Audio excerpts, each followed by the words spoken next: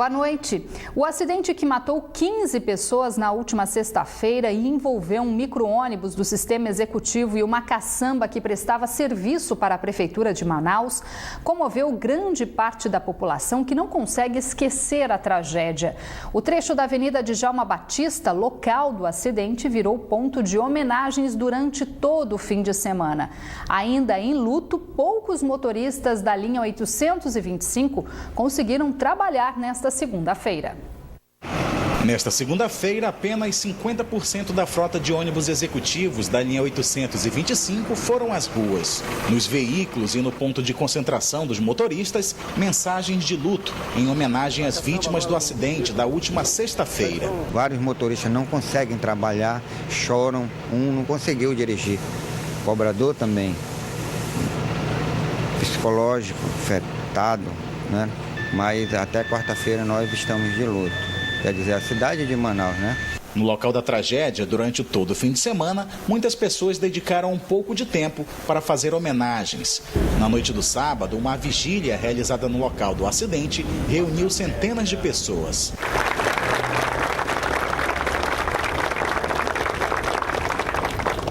No domingo, mais homenagens. Aos poucos, velas, flores, objetos e mensagens de força mudaram o cenário do local. Este professor parou para fazer uma oração. Eu passei pelo cemitério ali. A Bíblia diz que a gente tem que chorar com os que choram, se alegrar com os que se alegram, né? E eu estou aqui, mas em função das famílias. Esta comerciante veio acender velas esta manhã. Emocionada, ela pede paz no trânsito. Então, gente, pelo amor de Deus, que isso sirva de exemplo para todas as pessoas que dirigem, que atravessam as ruas, sabe, que nós possamos respeitá-lo, ter consideração, amor pelo nosso próximo, porque o que está faltando é isso no ser humano. 3 dias após o acidente, muitas pessoas ainda visitam o trecho aqui da Avenida Djalma Batista, seja para fazer homenagens ou para tentar entender o que aconteceu na noite da última sexta-feira. Eu fiz uma oração lá pelas almas. Domingo, todos nós estávamos reunidos fazendo essa oração para os corpos dessas almas que estejam com Deus nesse momento. Esta manhã, o governador Omar Aziz também falou sobre a tragédia. Passei lá no sábado. Uma fatalidade. E a pessoa que vinha dirigindo a caçamba, infelizmente, faleceu, né? Só Deus e esse rapaz sabe por que eles fizeram aquilo, por que ele vinha naquela velocidade. Ninguém vai poder saber. Mas quem vai sofrer, vai continuar sofrendo, e essas pessoas a gente tem que ser muito solidário, eles têm que ter muita fé em Deus, são as pessoas que são os familiares dessas pessoas. A imprudência no trânsito, que pode ter causado o acidente que vitimou 15 pessoas, além de um bebê que não resistiu ao parto forçado, é um problema a ser superado em Manaus. Mesmo nas proximidades do local da tragédia, não foi difícil flagrar motoristas que desafiam o perigo por pressa ou simplesmente por falta de educação.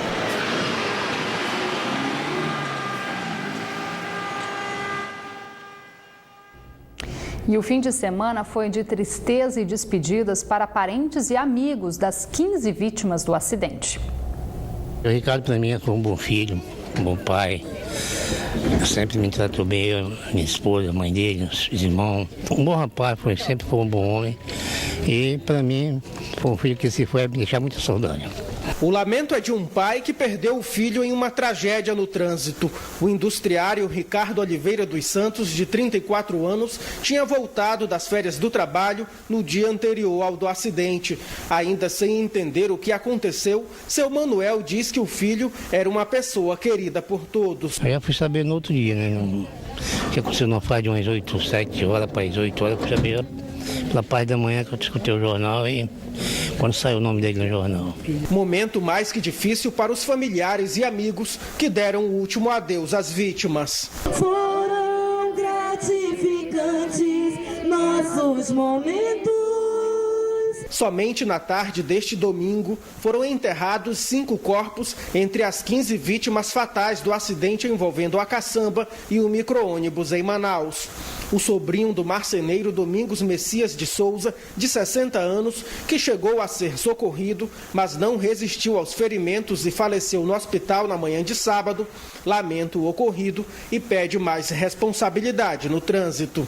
Hoje a família, não somente a família, mas como toda a cidade de Manaus se encontra em luto por imprudência de certas pessoas, e que fique esse alerta, vamos olhar mais para o nosso trânsito, as pessoas imprudentes, que antes de sair de casa, lembre que ele não está levando somente a sua vida, mas que muitas pessoas também podem estar sendo ceifadas. Durante quase toda a tarde de ontem, as cenas de homenagem se repetiam no cemitério Nossa Senhora Aparecida, no bairro Tarumã, zona oeste de Manaus.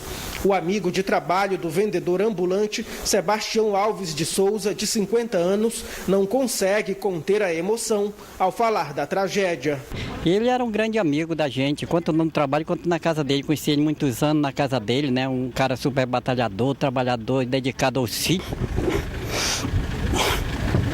Desculpa, um grande colega de trabalho, de tudo. O cunhado do vendedor ambulante conta que Sebastião comprou no mesmo dia do acidente o material para o aniversário do filho, mas que a comemoração da família foi impedida pela tragédia.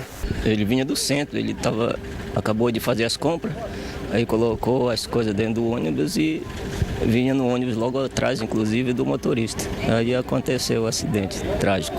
Num caso desse, com um acidente tão impactante, né, que nos atingiu a todos, nós manauaras, imagina as famílias dessas pessoas. Não cabe fechar os olhos, cabe ajudar, cabe fazer o que é nossa obrigação e fazer com o máximo de humanidade. Já quase no final da tarde de ontem, os corpos do casal Carlos Alberto da Silveira, de 50 anos, e Rosângela Cardoso Costa, de 39, foram enterrados na mesma sepultura a pedido das famílias. A irmã de Carlos relata que a vítima estava feliz com o relacionamento após passar uma temporada nos Estados Unidos e retornar ao Brasil em 2012. Nós viemos saber, descobrimos pelas fotos na internet, né? Porque nós não sabíamos nada, soubemos do acidente, mas não fazíamos ideia de que eles estavam lá dentro do micro-ônibus.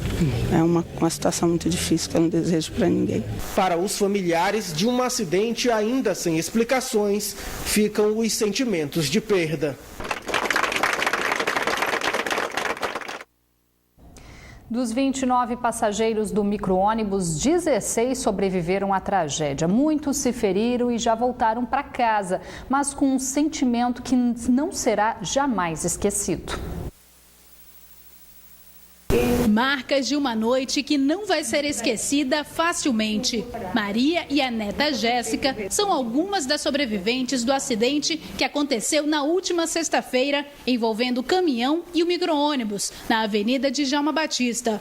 Eu só sentia aquele baque muito forte, que eu senti que eu fui para o chão. Quando eu olhei para frente e vi as pessoas imprensadas, né, como se fossem sanfonados, assim, e eu olhei para a porta e não tinha como sair pela porta. Minha preocupação foi com ela, né? Que ela estava no chão. A tragédia deixou 15 mortos, entre eles uma mulher grávida de 8 meses e o bebê dela. Tentamos realizar a reanimação do feto, só que sem sucesso. Foi a óbito também, infelizmente. Segundo testemunhas, o motorista do caminhão, que dirigia em alta velocidade, perdeu o controle do veículo nesta curva e acabou atingindo o micro-ônibus na outra pista.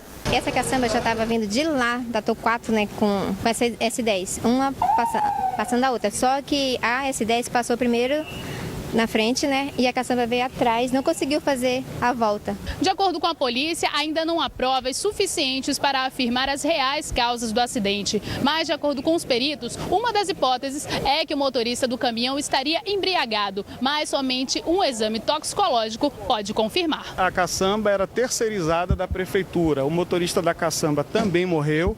Não se sabe se ele teve uma morte súbita ao volante, até porque não há marcas de freio no outro lado da rua que ele invadiu. Então a perícia vai fazer todas as análises e a gente vai, num futuro breve, dar todas as respostas. Ao todo, 19 pessoas foram encaminhadas para hospitais da capital, entre elas o carona do caminhão, que já recebeu alta. Mais 3 pessoas não resistiram e morreram ainda nas unidades de saúde. Maria e Jéssica foram encaminhadas para o hospital 28 de agosto com escoriações no rosto. Porque a gente poderia ter perdido um braço, uma perna, ficado mutiladas, né? Mas graças a Deus isso não aconteceu. As duas dizem que presenciaram um verdadeiro milagre. A avó e neta foram salvas apenas porque estavam sentadas nas últimas cadeiras do micro-ônibus, prática pouco frequente para elas, segundo a universitária. Além de agradecer pela própria vida, ambas só querem fazer um apelo. Para que algo venha a ser feito, né? Que venha haver uma fiscalização maior, para que tantas vidas, né, que se foram, tantas famílias com essas perdas, ninguém imagina, né? Que não tenha sido em vão.